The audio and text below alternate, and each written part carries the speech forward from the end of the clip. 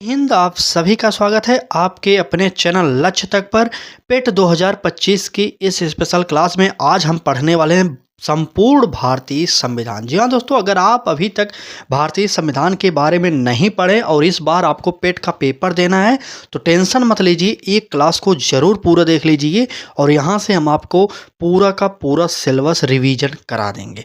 साथ में जो भी महत्वपूर्ण फैक्ट होंगे वह भी बताते हुए चलेंगे। अगर पहली बार विजिट किए अभी तक आपको सिलेबस नहीं पता तो ये रहा आपका पेट 2025 का सिलेबस जो भारतीय संविधान एवं लोक प्रशासन से संबंधित है। यहाँ से इतने टॉपिक आपको पढ़ने हैं और 5 प्रश्न आपको पेपर में देखने को मिलेगा।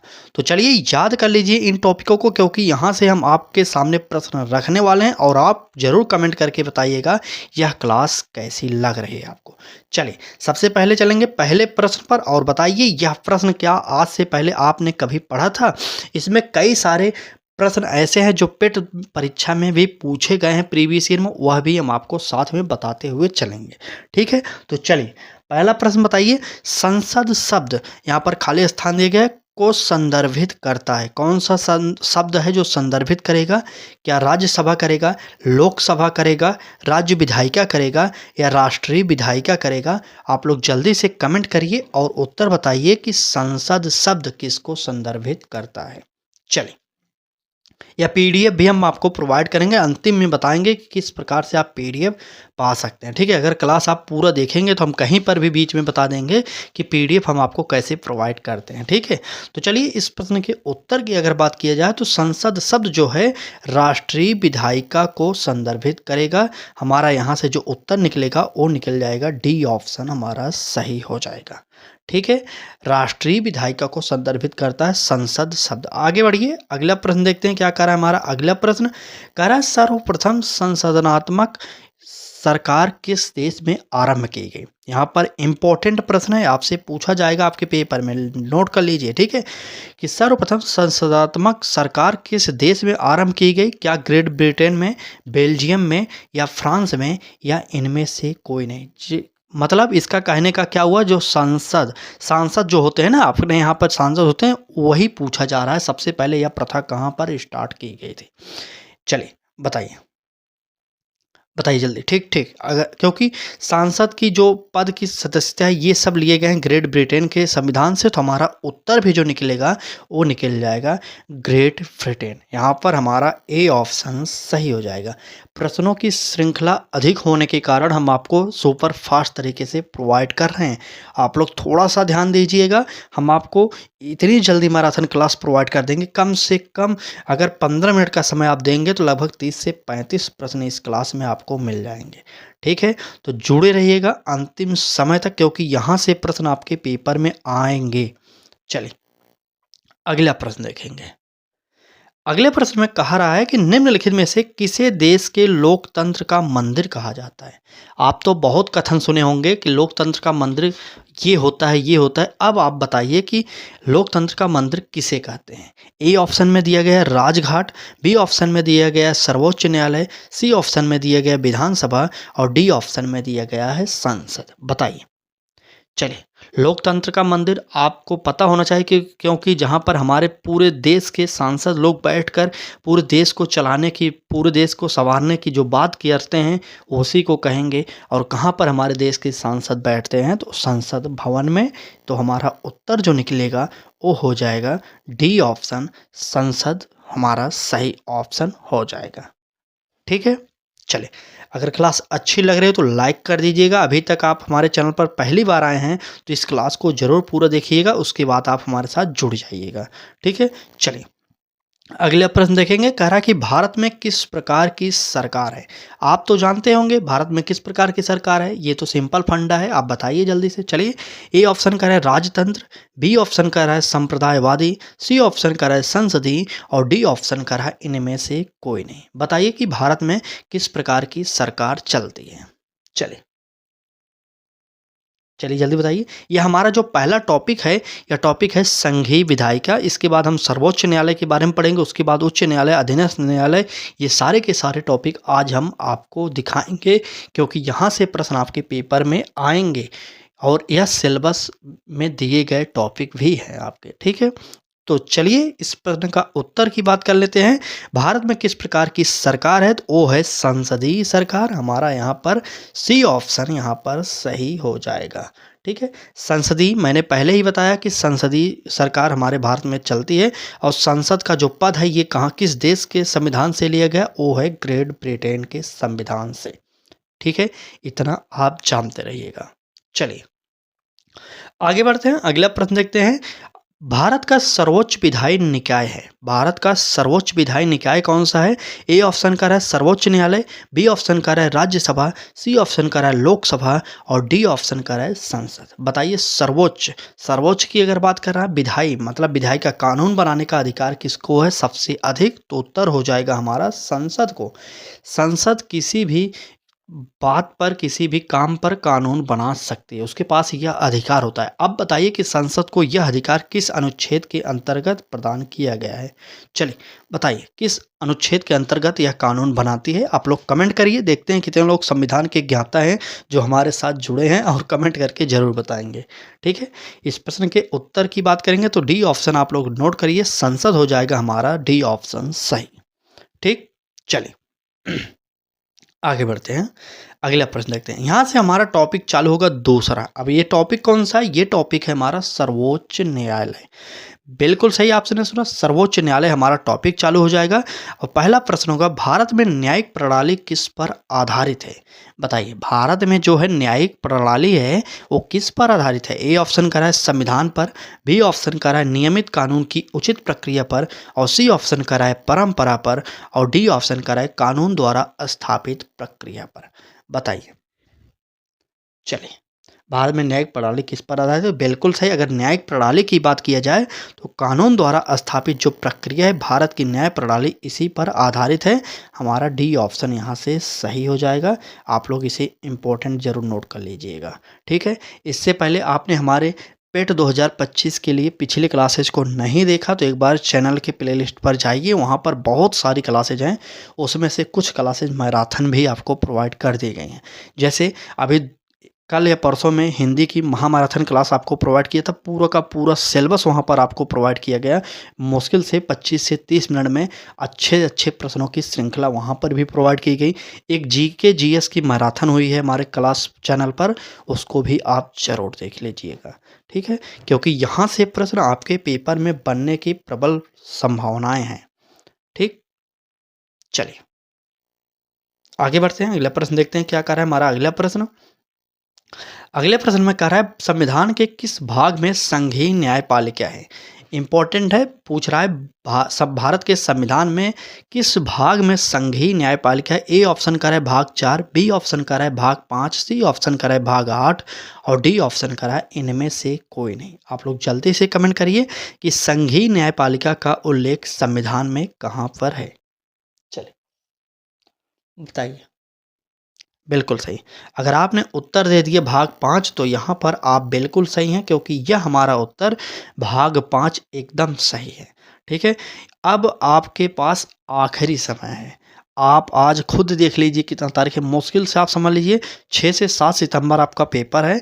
तो 5 तक बहुत करेंगे, पढ़ेंगे 4 तक पढ़ेंगे, इसके बाद आप नहीं पढ़ेंगे क्योंकि पेट का सेंटर भी दूर होता है, तो आप लोग टेंशन में ही रहेंगे। मुझे पता है, मैंने भी देखा है अगली बार पिछली बार जो प्रीवियस ईयर में परीक्षाएं कराए थे, ये एक ज़िले का दूसरे ज़िले में सेंटर देते हैं, सबसे बड़ी दिक्कत यही हो जाती है। ठीक है, तो आपके पास आखिरी 16 से 17 दिन जो भी बचे हैं आप उस पर मेहनत कर लीजिए, क्योंकि अगर आपका स्कोर 70 से 80 के बीच में नहीं आया तो आप लेखपाल की वैकेंसी में बैठ नहीं पाएंगे। यूपी लेखपाल की वैकेंसी लगभग 9000 पदों पर आने वाली है, आप लोग इसे भी नोट कर लीजिए। इस बार यूपी ट्रिपल एस सी पेट के अंतर्गत अधिक से अधिक नौकरियों का भंडार खुलने वाला है। ठीक है, फिलहाल आप हमारे साथ जुड़े होंगे तो हम आपको डेली एजुकेशन से संबंधित अपडेट प्रोवाइड करते हैं, कहाँ पर किस किस प्रकार की वैकेंसी निकली है, इस प्रकार की लेटेस्ट अपडेट आप हमारे साथ पाते हैं। ठीक है, फिलहाल आप पेट की तैयारी करें तो आप पेट का मैराथन जरूर देखा करिए। भाग 5 यहाँ पर हमारा ऑप्शन सही हो जाएगा। ठीक है, भाग 5 ऑप्शन सही हो जाएगा। चलिए आगे बढ़ते हैं, अगला प्रश्न देखेंगे, यह प्रश्न इंपॉर्टेंट है, यह कई परीक्षाओं में पूछा गया है। कह रहा है कि 1773 ईस्वी के रेगुलेटिंग एक्ट के तहत पहली बार सुप्रीम कोर्ट की स्थापना किस शहर में हुई थी? बताइए। क्या मद्रास में हुआ था, कलकत्ता में हुआ था, नई दिल्ली में हुआ था या असम में हुआ था? आप लोग बताइए कि 1773 ईस्वी के रेगुलेटिंग एक्ट के तहत पहली बार सुप्रीम कोर्ट की जो स्थापना है कहाँ पर हुई थी? तो बिल्कुल सही आपने उत्तर दिया, कोलकाता में हुई थी। कब हुई थी? 1773 में। ठीक है, 1773 में कोलकाता में यह इसकी स्थापना की गई थी। आप लोग नोट कर लीजिए, यहाँ पर बी ऑप्शन सही हो जाएगा। ठीक है, चलिए। क्या इस प्रकार की सुपर फास्ट क्लासेज आप और देखना चाहते हैं? अगर आप कमेंट करके बताएंगे तो हम आपको और भी क्लासेज डेली प्रोवाइड करेंगे, क्योंकि अभी हमारी क्लासेस सुबह 10 बजे में होती हैं। और अगर आपको और अच्छी क्लास चाहिए, लग रही है अच्छी, तो कमेंट करके ज़रूर बताइए, क्योंकि हम आपको दोपहर और शाम 2 क्लास और बढ़ाएंगे, क्योंकि आने वाले समय में अब आपको आखिरी समय का ब्रह्मास्त्र प्रोवाइड कर रहे हैं हम। ठीक है, तो चलिए जुड़े रहिएगा अंतिम समय तक। अभी हमारा आज का क्लास बहुत अभी है।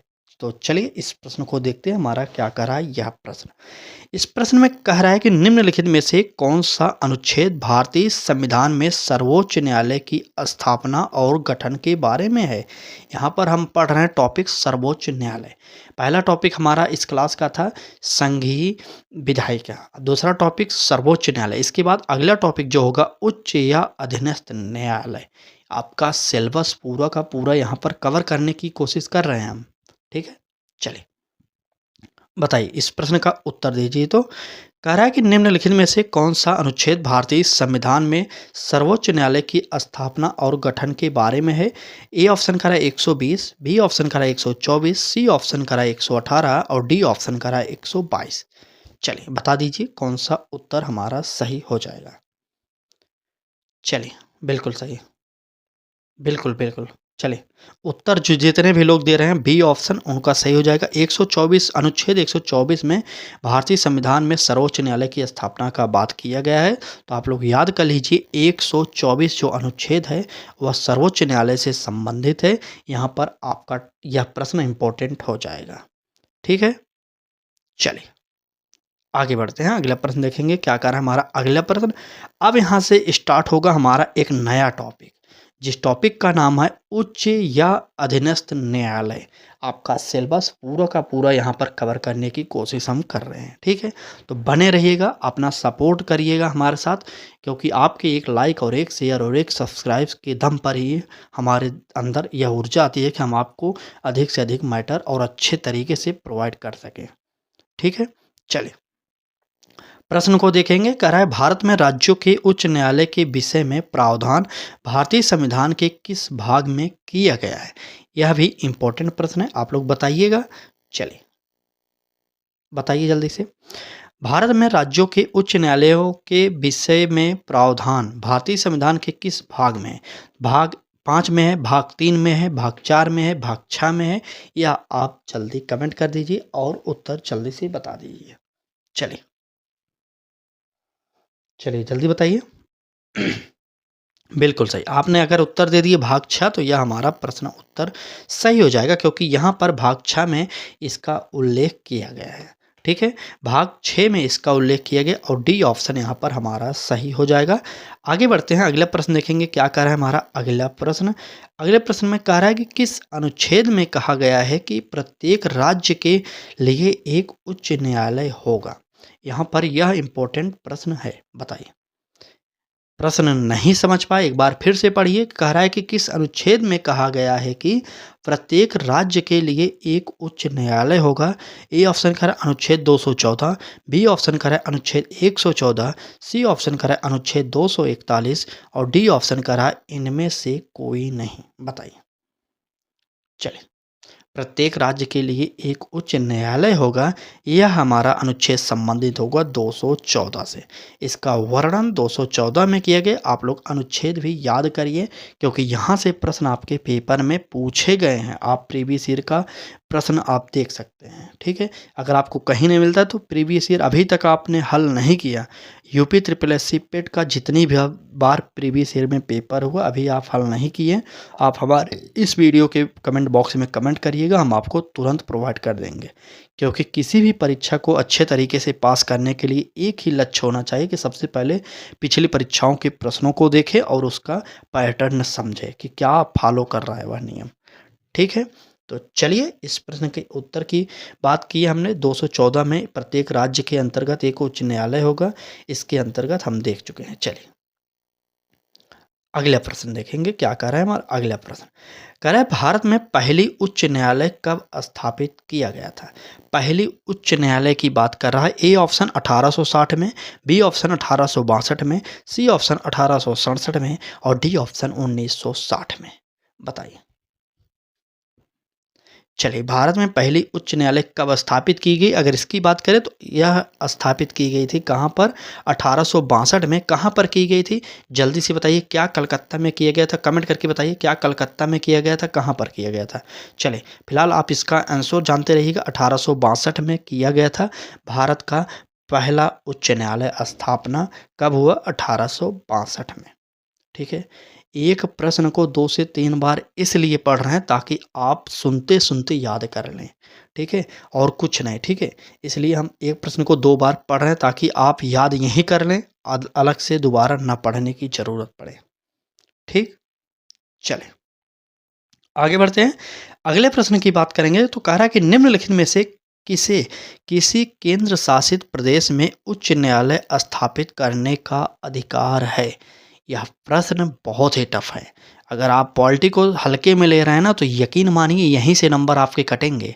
वैसे तो आप सब लोग जानते होंगे संविधान के बारे में, लेकिन यहाँ प्रश्न जो मैं करा रहा हूँ ना, ये प्रश्न हल्के में मत लीजिएगा, ठीक। चलिए फिलहाल आपकी इच्छा है। कह रहा है कि निम्नलिखित में से किसे किसी केंद्र शासित प्रदेश में उच्च न्यायालय स्थापित करने का अधिकार है। जैसे दिल्ली में किसके पास यह अधिकार है कि वहां पर वह उच्च न्यायालय स्थापित कर सकता है, यही आपसे प्रश्न में पूछा जा रहा है। ए ऑप्शन का है सर्वोच्च न्यायालय, बी ऑप्शन का है राष्ट्रपति, सी ऑप्शन का है संसद और डी ऑप्शन का है इनमें से कोई नहीं। तो बताइए, चलिए जल्दी कमेंट करिए। अगर यहाँ पर सर्वोच्च न्यायालय की बात किया जा रहा होता तो कुछ नहीं, लेकिन यहाँ पर उच्च न्यायालय की बात कर रहा है, मतलब कि हाई कोर्ट की बात कर रहा है, तो यहाँ पर उत्तर जो निकलेगा वो हो जाएगा संसद। संसद के पास, हमारे देश की जो संसद है, सबसे महत्वपूर्ण ताकत इसी के पास होती है। कानून बनाने का अधिकार इसी के पास होता है। कानून से संबंधित सबसे बड़ी संस्था यही कही जाती है, ठीक है। तो यहाँ पर हमारा जो उत्तर होगा वह हो जाएगा सी ऑप्शन, संसद सही हो जाएगा, ठीक। चलिए अगला प्रश्न देखेंगे क्या कर रहा है हमारा अगला प्रश्न। अगला प्रश्न कर रहा है उच्च न्यायालय के मुख्य न्यायाधीश की नियुक्ति किसके द्वारा की जाती है। ये तो सिंपल बात है, ये सब जानते होंगे, लेकिन आप कमेंट करके बताइए कि उच्च न्यायालय के जो मुख्य न्यायाधीश होते हैं उसकी नियुक्ति किसके अंतर्गत की जाती है, किसके द्वारा की जाती है। ए ऑप्शन कर है राष्ट्रपति द्वारा, बी ऑप्शन कर है उपराष्ट्रपति द्वारा, सी ऑप्शन कर है प्रधानमंत्री द्वारा और डी ऑप्शन कर है मुख्यमंत्री द्वारा। बताइए। चलिए हम आपको बता दे रहे हैं, सबसे पहली बात मुख्यमंत्री द्वारा हम काट दिए, ये इनके द्वारा नहीं किया जाता। अब उपराष्ट्रपति को हमने हटा दिया। अब बताइए राष्ट्रपति और प्रधानमंत्री की किसके द्वारा। चलिए जल्दी बताइए, ठीक ठीक ठीक जल्दी बताइए। आज के इस युग में भारत में तो सबसे ज़्यादा प्रधानमंत्री का ही चर्चा है। वैसे अगर आप प्रधानमंत्री पर टिक कर देंगे तुरंत आपको 0 नंबर मिल जाएगा, प्लस आपका जो माइनस मार्किंग मिलेगा वो अलग से, ठीक है। क्योंकि इस प्रश्न का जो उत्तर होगा वो हो जाएंगे हमारे राष्ट्रपति महोदय। ए ऑप्शन सही हो जाएगा। किसी भी हाई कोर्ट या सुप्रीम कोर्ट, इसमें जजों की नियुक्ति जो करते हैं, न्यायाधीशों की जो नियुक्ति करते हैं, उनका अधिकार जो होता है वो होता है राष्ट्रपति के पास, ठीक है। और ये जज जो होते हैं, ये न्यायाधीश जो होते हैं, अगर अपना जो सस्पेंशन ऑर्डर मतलब कि इस्तीफा देंगे तो किसको देंगे, अगर आपसे यह पूछा जाए तो वो राष्ट्रपति को ही देंगे अपना इस्तीफा, ठीक है। इतना आप जानते रहिएगा। इस प्रश्न का जो उत्तर होगा ए ऑप्शन हमारा सही हो जाएगा, ठीक। चलिए आगे बढ़ते हैं। आप देख रहे हैं भारतीय संविधान का संपूर्ण निचोड़, क्योंकि यहाँ से आपके पेट में कई प्रश्न पूछे जाएंगे। ठीक है, तो बने रहिएगा। अभी भी यहाँ पर क्लास समाप्त नहीं हुआ, यहाँ पर अभी भी प्रश्नों की श्रृंखला आगे है, तो पूरी क्लास को ज़रूर देखिएगा। अगर एक बार अच्छी लगी हो क्लास तो लाइक ज़रूर करिए। अगर अभी भी पहली बार विजिट किए तो चैनल को सब्सक्राइब कर लीजिए, क्योंकि इस प्रकार की क्लासें डेली सुबह 10 बजे आपको पेट 2025 के लिए मिलती हैं और मिलती रहेंगी। आने वाले समय में अदर कंपटीशन एग्जाम की तैयारी भी करा रहे हैं हम साथ में, TRE 4 की भी करा रहे हैं। ठीक है, तो जुड़े रहिए हमारे साथ। चलिए अगला प्रश्न है, उच्च न्यायालय में मुख्य न्यायाधीशों की नियुक्ति संबंधित प्रावधान भारतीय संविधान के किस अनुच्छेद में दिया गया है? प्रश्न इंपॉर्टेंट है, प्रश्न थोड़ा सा टफ है लेकिन इंपॉर्टेंट है। बताइए, उच्च न्यायालय में मुख्य न्यायाधीशों की नियुक्ति संबंधित प्रावधान भारतीय संविधान के किस अनुच्छेद में दिया गया है? अनुच्छेद करा 271 में, अनुच्छेद 217 में, अनुच्छेद 214 में, और इनमें से कोई नहीं। बताइए, चलिए जल्दी बताइए कौन सा हमारा उत्तर यहाँ पर सही होने वाला है। चलिए, बिल्कुल सही। अगर आपने उत्तर दिया है 217 तो यहाँ पर हमारा उत्तर जो निकलेगा वो निकल जाएगा 217, क्योंकि इसका उल्लेख जो है बी ऑप्शन में ही किया गया है। आगे बढ़ेंगे, अगला प्रश्न देखेंगे क्या कह रहा है हमारा अगला प्रश्न। चलिए, अगले प्रश्न में कह रहा है कि उच्च न्यायालय में बकाया कार्य को निपटाने के लिए राष्ट्रपति अपर न्यायाधीश की नियुक्ति कितने समय के लिए कर सकता है? जैसे कभी काल होता है ना कि हाई कोर्ट में हो या सुप्रीम कोर्ट में अधिक काम आ जाते हैं, तो राष्ट्रपति के पास यह क्या कहते हैं उसे, दायित्व होता है, जो भी समझ लीजिए, उनके पास यह हक होता है कि वो अलग से जजों की नियुक्ति करके जल्दी से जल्दी काम को समाप्त कर सकते हैं। ठीक है, तो यहाँ पर वही पूछा जा रहा है कि कितने दिनों के लिए अतिरिक्त न्यायाधीशों की नियुक्ति राष्ट्रपति कर सकते हैं? क्या 1 वर्ष के लिए, 2 वर्ष के लिए, 3 वर्ष के लिए या 4 वर्ष के लिए? बताइए। चलिए चलिए जल्दी बताइए, जल्दी जल्दी कमेंट करते रहिए। क्या आपको लगता है कि इस प्रकार के प्रश्न आपके पेपर में नहीं आए? तो बने रहिएगा, हम दिखाएंगे पूरी की पूरी क्लास में, जहाँ जहाँ पर भी आपका पेपर में पूछा गया प्रश्न है वहाँ पर हम आपको यहाँ पर लिख कर बता देंगे कि यहाँ पर यह प्रश्न पूछा गया है।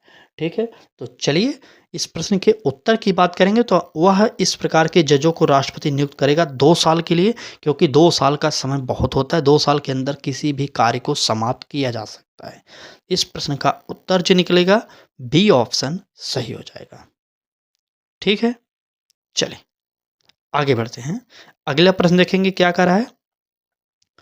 अगला प्रश्न कह रहा है कि किसी राज्य के उच्च न्यायालय के न्यायाधीशों के वेतन तथा भत्ते निम्नलिखित पर में से किस निधि पर आधारित होते हैं? अब आप ही सोचिए, यहाँ पर राज्य की बात कर रहा है, राज्य के उच्च न्यायालय के न्यायाधीशों के वेतन और भत्ते की बात कर रहा है। थोड़ा सा अगर लॉजिक लगाएंगे तो आप उत्तर दे देंगे। यह मत समझिएगा कि राष्ट्रपति जब नियुक्त करता है तो राष्ट्रपति ही वेतन की देगा, ऐसा नहीं होता। आप प्रश्न का उत्तर दीजिए। ए ऑप्शन कर रहा है भारत की आकस्मिक निधि से, बी ऑप्शन कर रहा है भारत की लोक लेखा निधि से, और सी ऑप्शन कर रहा है भारत की संचित निधि से, और डी ऑप्शन संबंधित राज्य की संचित निधि से। जल्दी से बता दीजिए उत्तर कौन सा हमारा सही होगा। चलिए, बिल्कुल सही है। यहाँ पर जो उत्तर निकलेगा तो हमारा उत्तर डी ऑप्शन सही हो जाएगा, क्योंकि राज्य की संचित निधि से ही उस राज्य के न्यायाधीश का वेतन दिया जाता है। हालांकि राष्ट्रपति के अंदर यह काम करता है, लेकिन वेतन जो लेगा जिस राज्य में नियुक्त किया गया है वहाँ पर ही वेतन लेगा। तो आप लोग डी ऑप्शन यहाँ से सही करिएगा। और यहाँ पर आज की प्रश्नों की श्रृंखला बस इतना ही थी। ये रहा आपका आंसर कि देखिए हमने 4 टॉपिक आज क्लियर कराया। बाकी क्लास कैसी लगी, अच्छी लगी हो तो ज़रूर हमारे साथ जुड़ जाइएगा, क्योंकि इस प्रकार की क्लासेज आपको डेली सुबह 10 बजे देखने को मिलेंगी।